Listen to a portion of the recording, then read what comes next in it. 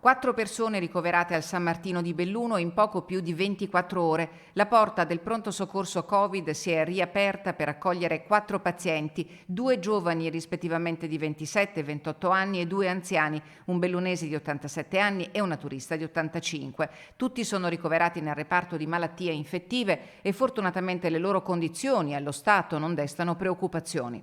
Il bollettino di Azienda Zero emesso questa mattina alle 8 dice che sono 13 nuovi casi positivi nelle ultime 24 ore e che il numero complessivo delle persone contagiate è pari a 148. Fra questi si rileva un nuovo, seppur piccolo focolaio registrato a Belluno in centro città. L'Ulse Dolomiti invita tutti coloro i quali si sono intrattenuti nei locali del centro nella serata di sabato 17 luglio a sottoporsi a tampone. La casistica riscontrata nel bellunese è in crescita, sia pure se i numeri sono in linea con quanto rilevato nelle altre ULSS del Veneto.